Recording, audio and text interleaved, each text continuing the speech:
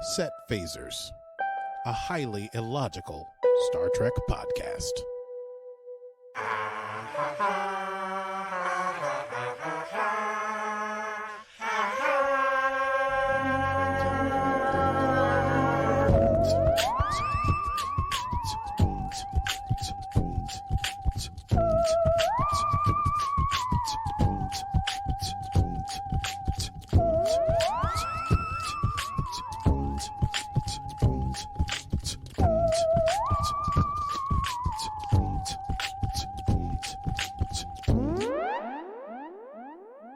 Well, hello, Aki.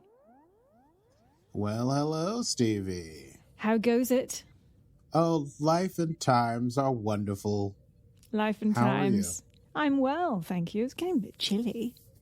Well, it is the Northern Hemisphere, and it is December. I know. So, What can you do? Well, at least we have Star Trek Discovery to keep us warm and company at night. I've got my Star Trek Discovery to keep me warm. Yes.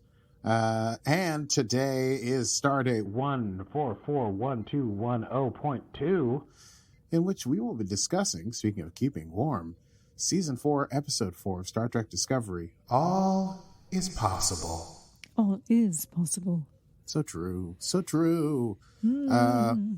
First, hello to everyone listening and to the people on Patreon who can be watching this live. Yes, you can. With all the blemishes intact. And Aki's dancing. Oh, yeah. Wait. Well, when you start to talk about Patreon, yes. that's when I start Sure. dancing. Well, of course, you can join our Patreon at patreon.com/setphasers. Aki dances while I do this little intro. And you can watch the podcast live on video via our Patreon. If you so wish to, you can get your audio episodes of the edited versions of the podcast ahead of schedule. And we also do live Netflix watch parties, Kelly Warrior, Romulan Nun. Shout outs for our patrons. Hello to all of our patrons out there. Big shout out to Kyle Jaster, Christine, and our newest member, Chad. So big thanks to y'all. And a few more patrons, obviously, and we can't do them all at once. But so excited to be here. Please join us on our Patreon. And, exciting news. Exciting news, Aki. We have a new website. We have a new website. setphaserspodcast.com. It's pretty cool. We've all of our episodes are up there. You can check it out. We've got some little videos up there too. And we will soon be launching some merchandise. Setphaserspodcast.com. Yes. I just heard that name, but I'm saying it with authority. Anyway, now back to our regularly scheduled programming. There's no other. Well, we are doing a watch along with our Patreon fans this coming Sunday, but by the time We are. our non-Patreon folks hear this, it will have already passed, alas. But you can get on for the next one if you sign up, which will be some Sunday in January. But I don't need to sing about that. Let's talk about this episode of Star Trek Discovery, shall we? Let's run it down. It's time to run it down. Can you run it down for me? Tell me what just happened. Can you run it down for me? Oh, look what's happening. It's been a week since the mission with the co-op Milad. Everyone's kind of getting by as best they can. Discovery's been staying in orbit over the planet of Navarre as they're working on the DMA solution. Navarre has also been fast-tracked for negotiations to rejoin the Federation over the last 4 days. Everyone's working around the clock, but the Captain Michael Burnham, has instituted some sort of mandatory downtime for the crew. So people are playing games and seeing each other and relaxing. This is at the behest of official, unofficial ship's counselor, Dr. Hugh Culber. I'm not sure if he's officially the counselor, but we do get to see a bit of Hugh's counseling style in this episode. But let me not get ahead of myself. Everything that's been happening since the beginning of this season is still happening. Tilly is still sort of unsure what's going on with her. Book is still remote. Michael is still concerned about diplomacy. The Federation is still worried about showing strength and reorganizing, and this weird dark matter anomaly is still eating up parts of the galaxy. So far, no inhabited systems, but it could happen at any time.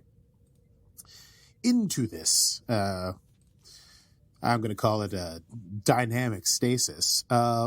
President Rillak of the Federation asked Michael and Saru to come down to the planet Navarre because the negotiations for Navarre joining the Federation are coming to a close. Nothing left to do but the paperwork. And Admiral Vance, who would normally be their representative, has fallen sick with a Melindian stomach worm. It really sounds like something you'd make up if you did do your homework. It does, yeah. Yeah, I have a Melindian stomach worm. So Saru and Michael have been asked to show up in a diplomatic capacity, have been told to, quote, remain silent, look official, and do nothing more, by the president, whom we already know from episode 1 has sort of rubbed Michael the wrong way. They're at loggerheads, you might say. Tilly has a session with Dr. Culber. We get to see Culber's very smooth, very sleek, very dimly lit sort of session room. It's very different from like Deanna Troy's brightly lit, purple cushioned. Oh, I love that room. Deanna Troy's room? Yeah. Yeah, it's very nice. This Very is much comfy. This Lieutenant is much Barkley more spent of a lot of time in there. Lieutenant Barkley did a lot of things in a lot of places. But this is more of a cool, sleek, sexy doctor's office. This is more like, I don't know. It's spacious and wide. It's very Discovery. Anyway, Tilly's in, and she's basically been talking to Culber about how the issue she's been facing is that she's been on this fast track to be like a commander, and as she's achieved some of those goals, she finds that maybe she's lacking in a desire to keep moving forward, and she needs a new challenge.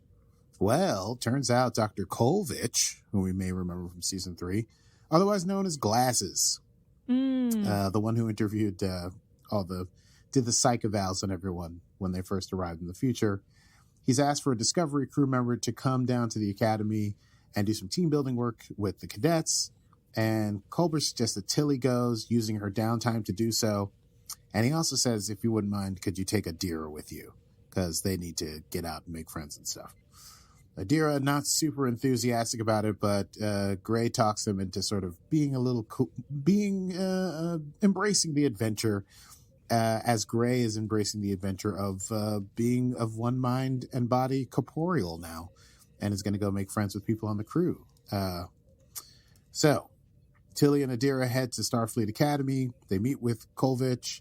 Adira joins the cadets in the shuttlecraft, and Kolvich basically says the issue is that teamwork has been very hard to instill in these new cadets because they've all grown up so isolated in a world where the Federation was not really present and the Emerald Chain was prevalent throughout the galaxy. And so they're meeting strangers and not really having this willingness to bond. So the mission Tilly takes these 4 cadets and Adira on is one to a planet called Garyon. They're going to check out one of its desert moons. It's an M-class moon. They'll do a full planetary survey, piece of cake. Then they rendezvous with the USS Armstrong, and they head back to base. And Tilly's trying to get them to sort of share and interact with each other, but they're very cold to each other. Some of them have outright animosity for each other. It's not going super well. Tilly's like, you know what? Maybe we'll just stick to our assignments for now. And at this point, I was like, well, maybe this will be, a heartwarming story of eventually telling tales and having tea together. But just at that moment, they come out of warp. They get hit with a sort of like a gamma ray burst that disables the whole ship, and they crash into a moon. So great. Not only have they crashed into a moon, they've crashed into the wrong moon. It's not an M-class moon. It's an L-class moon. L is like a breathable atmosphere, but fairly toxic. Pretty inhospitable. Very inhospitable.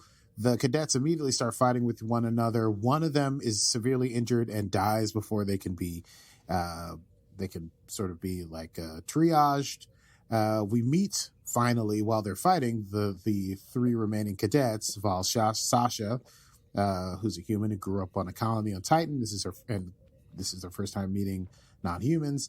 Taz Gorev, was stranded in the Emerald Chain territory and has incredible enmity for Orions, and Harel, who is an Orion, and says he has to do extra work to be taken seriously. So it's like a perfect group of people who would not get along with one another. Meanwhile, on Navarre, Saru and Michael are there, and there's the Federation delegation, and there's the Navarrian. Did we discuss Navari? We never settled on it. We said it was either Navarre or Navarians, and either would be acceptable.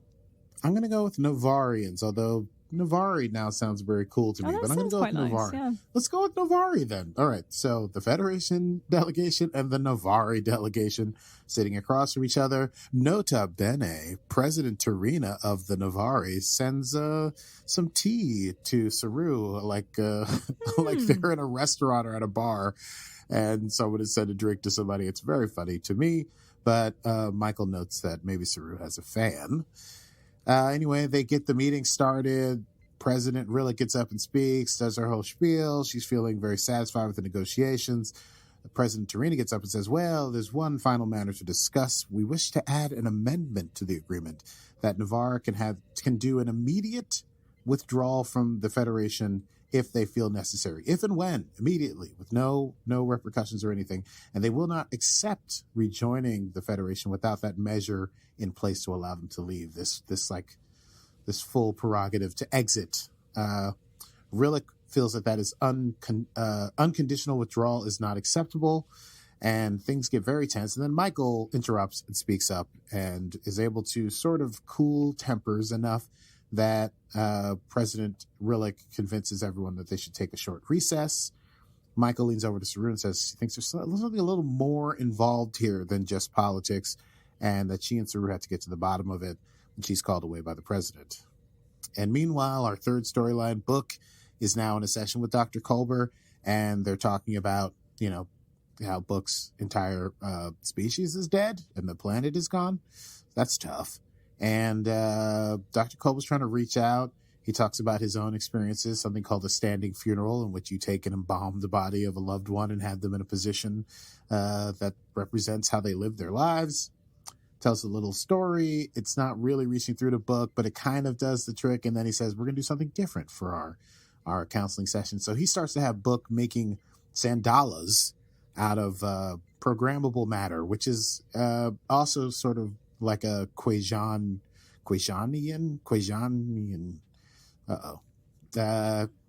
It's also a Quasiani. Let's go.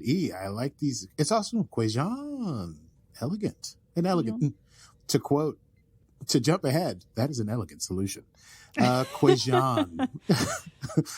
Quasian rituals, and is hoping that that will help Book sort of start to struggle with his grief. Meanwhile, Saru has a conference with Tarina, and President Tarina basically says she's unable to bend because she has to take into account the obligations to her people, and certain parts of her delegation will not allow Navarre to join the Federation if the Federation is unwilling to compromise.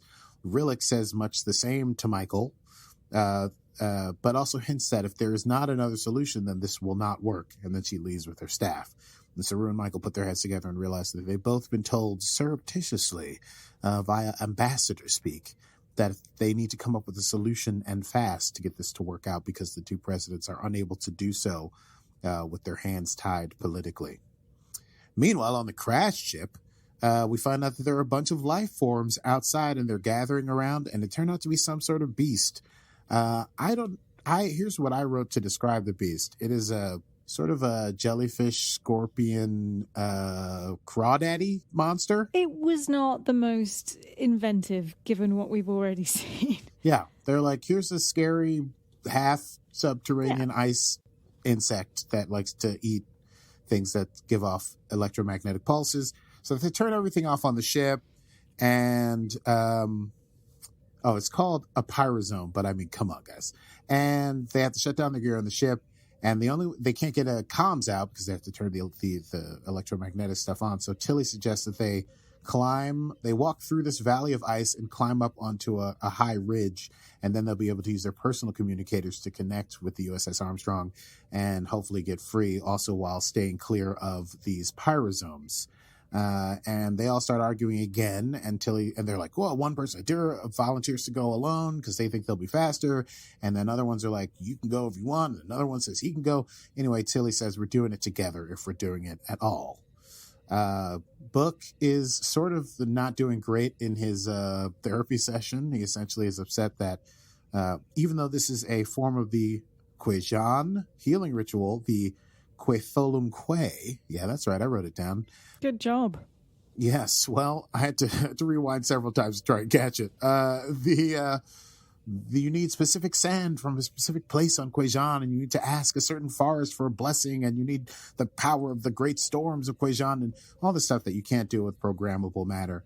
And Culber says, you're right. You're totally right. You're never going to feel the relief of Kwetholum Kwe again because Kwejan is gone, but you need to work on this in order to be able to accept it.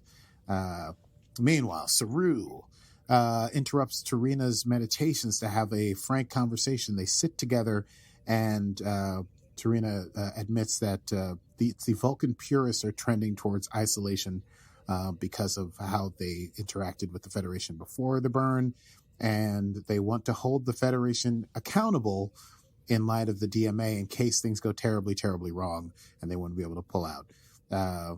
And Saru says, okay, so I understand your position, where you're coming from. He also, nota bene, asks to learn more of President Tarina's meditation practice. And Saru and Tarina engage in the Vulcan practice of shared mind, a way that adult Vulcans and children Vulcans learn to meditate together. Meanwhile, Michael has a conversation with President Rillak. Michael proposes that there could be a compromise, acknowledges that, yes, it seems like each leader is sort of bound by their delegates and they can't budge because they would lose the support of their own delegates. But if the third party were to suggest a compromise, so Rillak says, okay, tell me what you got. Meanwhile, Tilly is hiking with the cadets up the ridge. There's red lightning in the atmosphere here, and they see the creatures are still hunting them, even though their electromagnetic stuff is off. The cadets start arguing again. They're questioning Tilly's command. Adira starts to go off on their own, and then this is a confusing part, struck by the spider lightning, which causes the snow around their legs to super quickly melt and then freeze, and then they're trapped in ice, but also the ice is cracking. They're not able to get out, and no one can get to them. And then Tilly has to come up with a way to fix this. So they throw Adira like a hoop on a rope, and then they all have to team up together and pull the rope and pull Adira free, and that works. And then they have a little moment there on the ice, even though they're being hunted by a creature and there's spider lightning in the atmosphere, and they're probably all freezing to death and getting some sort of asphyxiation from the atmosphere. But we learn that Taz Gorev, when he was young and in the Orion-controlled territories, their food replicators were taken by the chain. And he had to watch his grandmother starve to death, and that makes him very mad. And then, so he's still mad and he's like, so how can I work with this Orion here? And then we also find out that the Orion's father was one of the sort of activists who worked toward freeing people from the chain's overlord-like rule, and died as a political prisoner of the chain. And that young Haral was told by his father that Orions have a greater burden to speak out against the injustices that Orions, or the chain specifically, commit against other peoples. And like teenagers or young adolescents in a Harry Potter movie, they make up once they realize they've all come from different backgrounds and all share different experiences, traumas, and victories, and that they can work together if they want to stay alive. So Tilly gets them moving towards the ridge once more. Meanwhile, Michael and Saru are able to get the two presidents back together. Saru references the history of his own people, the Kelpian and the Baul, and how they disagreed and how it is even hard now still to trust the Baul, but that the planet is stronger for that. And Michael mentions that, I'd actually totally blanked on this. I noticed it, but didn't really notice it because it's 930 years later. But President Rillak is a Cardassian, and they have a history. They were like the Nazis of the Bajoran system. This is a Deep Space Nine stuff. Yeah. But now they're able to get along and coexist because they were able to get through those troubled parts of their history. And so they propose a compromise whereby there will be an independent third committee that will they will act as like a citizen board that will be able to speak to all the member planets of the Federation and sort of adjudicate any disagreements or issues that come up. There's a little bit of pushback from President Tarina. And then Michael says, you know what? Let me serve on the committee. I am a citizen of Navarre, having been trained and grown up on the planet formerly known as Vulcan, but trained in logic, and also a Starfleet captain and a citizen of the Federation. And she says she can be a, quote, bridge for them until they need her no longer. And the parties agree. Thus, it is an elegant solution, is what is uttered by President Tarina. Now, a few final things. Tilly and the cadets get to the ridge. Apparently, when they start their communicators, it's going to be a full 60 seconds before the USS Armstrong can pick it up. That's long enough for these weird crustacean beasts to eat them alive. So they have to, Adira basically volunteers to run off and be a distraction for those 60 seconds so that they can get the message out. But Tilly says, no, you stay. I'm the captain. That's an order. I'll be the one to run. And so Tilly goes down on the ice and basically is chased by a big bug monster while the other kids, the cadets, are trying to call out to the USS Armstrong and also laying down suppressing fire from the ridge. But then there's another monster that pops up and is about to eat them on the ridge. And when things seem like they can't get any worse, finally the USS Armstrong calls in, beams them all out just in a nick of time. Yeah. The Kolvich comes up to Tilly at the end and says, hey, you did a great job. The loss of Lieutenant Callum, that's the guy who died, is pretty rough. But thanks, Tilly, for getting them out alive, and offers her a position teaching at the academy whenever she'd like because he thinks she would be great there. Mentions that the optimism that Discovery had that they brought from the Federation of old was at first off-putting by all the people in the future, but now they think it's exactly what these young cadets need. Adira is happy because they made some friends for the first time in their life, I guess. I kind of want to go back to Earth. That makes me think of how weird Earth was, but we can get this neither here nor there. And Tilly finds there's optimism in Adira being able to be so brilliant and make new friends, and says that when she looks at Adira, she thinks that all is possible, giving us the title of this episode. The Navarrians join the Federation. Michael asks about Giovanni, the rogue Kawat Malat from the last episode, whether or not she will face any justice. President Tarina says Giovanni's been sent to a monastic world in the Pella system where she will undergo rehabilitation under the guidance of Dr. Burnham, Michael's mother.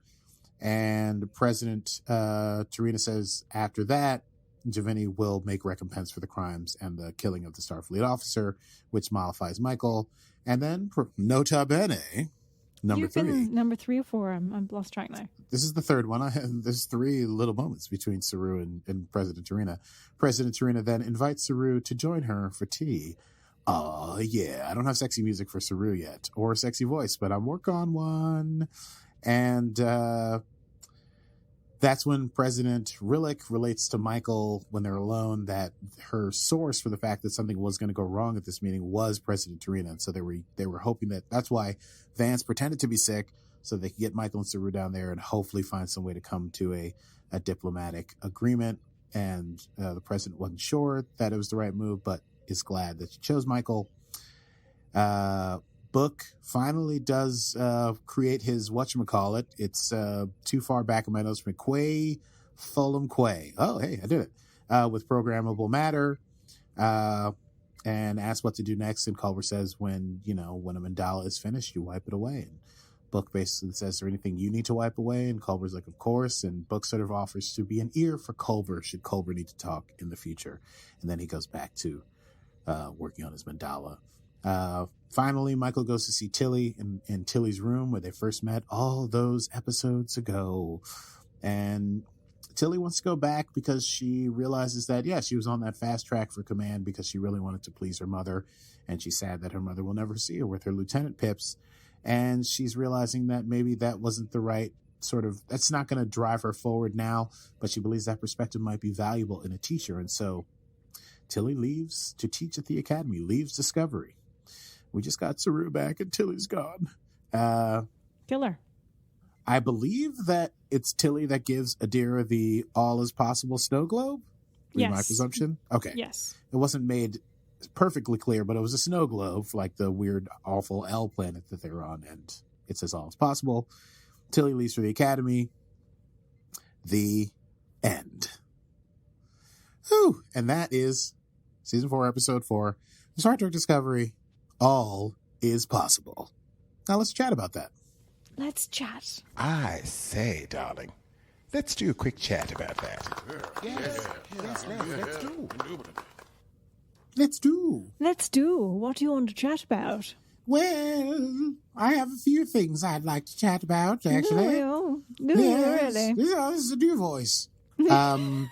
Good. I need more. I only have 4, so that makes 5. This is my the Dowager Countess from Downton. Downton Abbey. Yes, this is the new thing that I've been doing. It's an uptight Maggie Smith. That's wonderful. Yes. Pajamas. Pajamas. What's a weekend? Whatever next. Fantastic. That's for our other podcast about Downton Abbey. A couple things. First, obviously, goodbye, Tilly. I mean, I hope that this is not the end. Do you have some inside scoop? You watch the after show. I Did they do mention watch this? the after show. I do watch the Ready Room, and it was quite lovely. So you know how Mr. Will Wheaton had his own journey with parents who set him on a track to be an actor? Yes. And this was not necessarily his dream to be a teen actor and teen hunk or whatever you want to call it. Mm-hmm. So he interviewed Tilly, and he had a moment with Tilly and said, I would just like to tell you how much this moment meant to me, when at the end she said, I thought I wanted this, I was set down this path, and now I'm considering what I want to do, and I just really want to feel seen. And he got so emotional, and he was like, this is the first time in the history of Star Trek I have felt seen. And he got very, very emotional.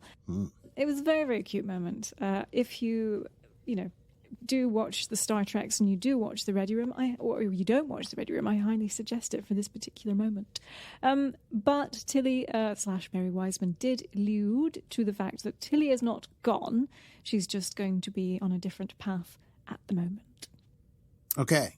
As long as we don't lose Mary Wiseman. No. I think it's critical. It's just, like I said, we had just gotten Saru back, and now we lose Tilly. These are, I couldn't handle that.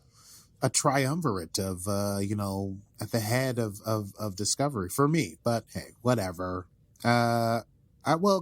Goodbye, Tilly. I'm glad that you have a cool new thing to do. But, in the ancient words of the scriptures, Tilly, it's your time. It is. It is your time, Tilly. Tilly, don't be silly. Tilly, space is wide. Yes, it is. Clearly, it gets chilly. Tilly, it's your time. Simply a fantastic, my best work, period. Yes. Story. Yeah, absolutely. Couldn't agree more. No, yeah, really. It was a wonderful Tilly episode. I loved the Tilly episode. I just felt like I always love Tilly when she's in a captain's chair. Uh-oh. Someone's ringing my doorbell. That's a very old-fashioned doorbell. I thought we were home alone. As did I. Do you have pizza arriving? Oh, dude, I got to get my pizza, dude. Let me just go check to make sure it's not anything important. Sure, I'll just hang here by myself. Incoming transmission. So, dear listener, this is Stevie, but post-production, and I wanted to let you know that I actually edited out the whole portion of what happened just there, because it took Aki a good 10 minutes to get rid of his very lovely guest.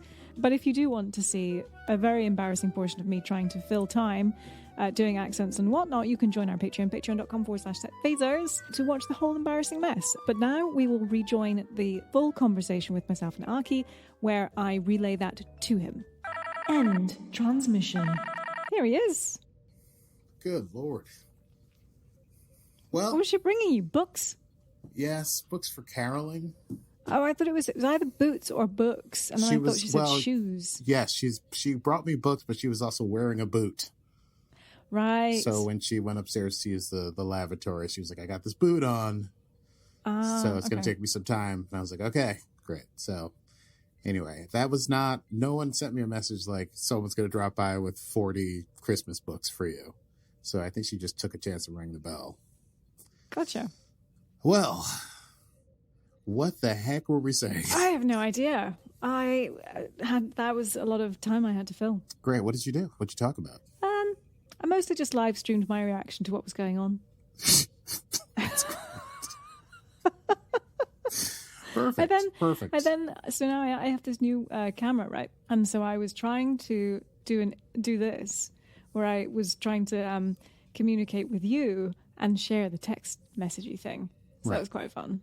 Fantastic. Yeah. And then I thought I might do my voices, but she was quite loud, so it was a little disruptive to my accent practice. Well, how so surprising. I just waited. Well, let's get back to our chat. I suppose. It's going to be a bitch for me to edit.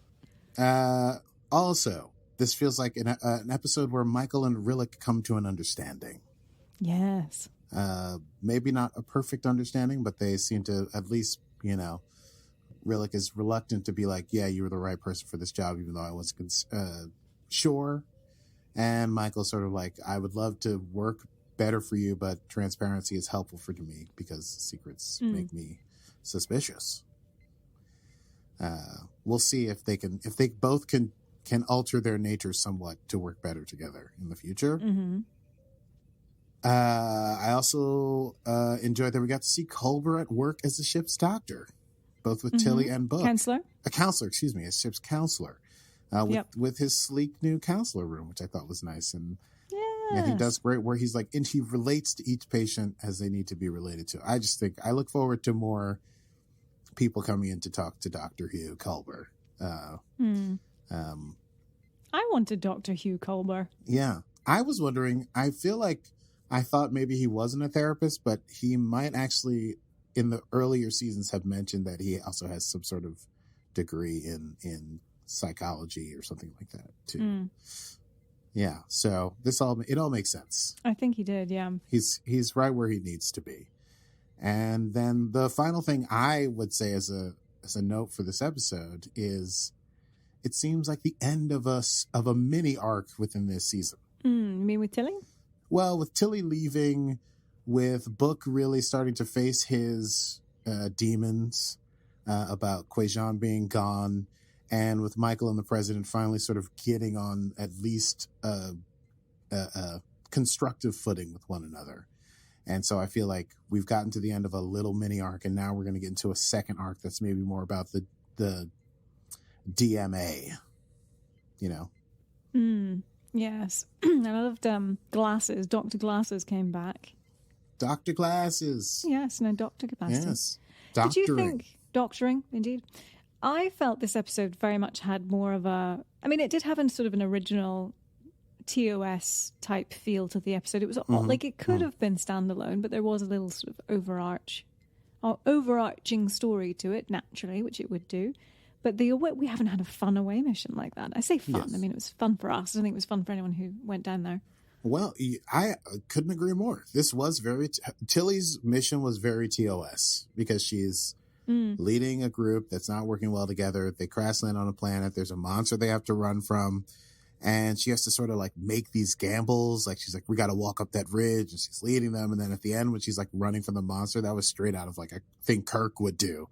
He's like, no, I'll risk myself. Oh yeah. Something that incidentally, President What's-Her-Tush would definitely be like, oh no, you're reckless. You can't be a captain. Yeah. And of course, she nearly gets eaten, but at the last moment gets transported out of there. Of course, because she gets Kirk. Beamed me up, Scotty. I think Tilly is Kirk. That's all I'm going to say. Tilly is the new Kirk. Tilly is the Kirk of... What happened to Michael being Kirk?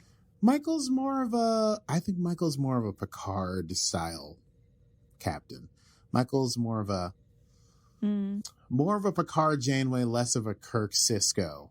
I think willing to go on an away mission, does more stuff like on the ship, or when they leave the ship, it's like, oh, Captain, I can't believe you're leaving the ship, you know? Whereas like Kirk was always like, yeah, I'm going down. I'm going down there, of course. Who am I going to take? My best buds. Anyway, I don't know. I guess Tilly's got that Mariner energy. And I don't want to say Michael has Boimler energy, but Tilly seems like she interacts with people, becomes quick friends with them, learns a lot about them, gets in the mix, can like be like, I'm usually bubbly, can take care of people who have bad attitudes. Michael, it takes much longer for Michael to sort of create strong emotional connections to people. Yeah. That's maybe too much analysis, but these are the things I think about when I sleep at night. No, that's very fair. I enjoyed it. I thought it was a great episode. Oh, It started off a little fantastic. bit slow, but we've seen those types of opens before with Discovery. Yeah. Yeah. I also think when they're slow, that also is what makes me feel like they were like, well, here's the state of things thus far, kind of feeling at the beginning of the episode, which makes me feel like the next episode, this one ends happily, sort of. The next one's going to end in like pandemonium. It resolves. Yes. We have some sort of resolution for something. Like, we're not quite halfway through the series, but we have a nice resolution to a story that we started at the beginning. Tilly, Navarre joining the Federation, and Book sort of coping with loss. Now we can move on to Stamets freaking out about the DMA for the next 6 episodes or whatever. I don't think did Stamets get a line in this episode? No line. He just showed him working. Yeah. And we also I want to get more of Gray, like what Gray's doing. I thought maybe we were going to get some of Gray interacting with the crew and stuff or whatever, but... In the bar. Yeah. Did you notice, I believe we got a clip off the bar. I did. But just at the very beginning, right? Yes. Did you see who was behind the bar? I did not. There was a Ferengi behind the bar. Get out of town. I need to go back and look at that. Bit of an Easter egg there for you DS9 fans. I hope it's a descendant of Quark.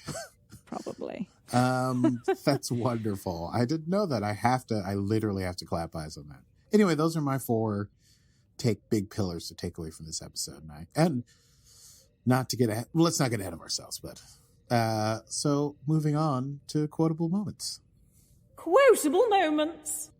I didn't have anything too notably quotable. Notably quotable. For this episode. I think there was just something that Culber said during his session with Book. And he said, how long is it going to take? And he was like, a long ass time. I wrote that one down. That one's a good one. I love that. Yeah. I liked Tarina and Saru talking, and Tarina says, is trust of another's commitment to a shared goal enough despite the scars of history? And Saru says, trust is a journey. Which is a fantastic, sort of encapsulates a lot of Discovery's longer arcs, like between Saru and Michael and Mira Giorgio and Discovery and the Federation. Anyway, yes, all these things about trust is critical, but it takes some time. Of course, I love the quote, I will be the bridge between you until you no longer need it. Michael to Presidents Tarina and Rillak. That was great. And I kind of enjoyed Michael saying, it appears you have a fan, Saru. And I like that Saru has a fan. Nota bene. Number 4. Do we think is there romance in the air for Saru? Is there romance in the air? I think so. I think you and I, an unmatched pair, took the time to love to share. I think there's maybe a little romance there. All right. I'm very excited about it. Well, it's difficult to ride 2 veiled beasts with 1 set of buttocks, so. Indeed it is. I wouldn't like to try it. Indeed it is. Indeed. And that's all I got, so maybe we should just start talking about next time. Let's get this pony thing on the road. Let's do it. Next time on Set Phasers. Yes, next time on Set Phasers. And this is why I think perhaps this was the end of an arc and something crazy is going to happen, because I could not find, for all my Googling, a title for episode 5 of season 4 of Star Trek Discovery. So we'll find out what it's going to be, unless you got something from the after show. No, I didn't. I think I just got the next one. No, I didn't see the title. Well, we don't have a title yet, so I suspect the title might be something like The Chain is my hope, but it doesn't have to be that. Whatever. So anyway, next week we'll be talking about episode 5 of season 4, and we can't wait to see what happens. So thank you very much, all you folks out there in podcast land, for listening to us. We put out new episodes every Monday. You can get them wherever podcasts are sold. Yeah. Sure. Just distributed, given away, downloadable. All of it. Yeah. And of course, you can find us on our Patreon, patreon.com/setphasers. We should also have our new website up and running, hopefully next week. Fingers crossed. I'm not very good at these things. The new website, you mean setphaserspodcast.com? I do. Oh, dang. It's fantastic. And if you'd like to support us in our continuing mission to discover what Star Trek, but in this instance, what Discovery has in store for us, you can patronize us. We can take it by going to patreon.com/setphasers. Well, we will be back next week with another rundown of Star Trek Discovery on Set Phasers. But until then, I'm Stevie Manns. And I am an elegant solution. And this has been Set Phasers, a highly illogical Star Trek podcast. Oh, computer. End program.